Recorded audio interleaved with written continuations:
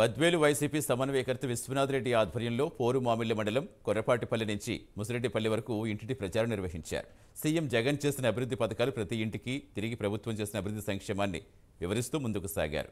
ఈ సందర్భంగా విశ్వనాథ్ మాట్లాడుతూ 2024 సార్వత్రిక ఎన్నికల్లో ఎంపీ అభ్యర్థి అవినాష్ రెడ్డి, బద్వేల్ ఎమ్మెల్యే అభ్యర్థి సుద్దమ్మను అత్యధిక మెజార్టీతో గెలిపించాలని పిలుపునిచ్చారు. జగన్మోహన్ రెడ్డికి గిఫ్ట్గా బద్వేలు గెలిచి అందిస్తామన్నారు. టీడీపీ అధినేత చంద్రబాబుకు డిపాజిట్లు కూడా రావని, ప్రజల్లో జగన్ చెరగని ముద్రగా నిలిచారని విశ్వనాథ్ రెడ్డి అన్నారు.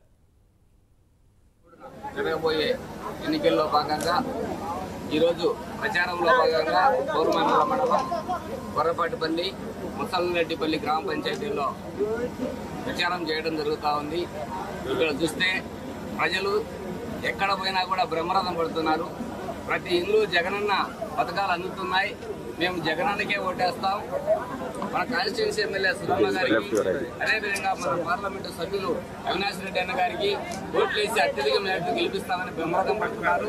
కాబట్టి తెలుగుదేశం వాళ్ళ కనీసం ఇక్కడ డిపాజిట్లు కూడా ఎక్కే పరిస్థితి లేదని తెలియజేసుకుంటూ సెలవు తీసుకుంటాం.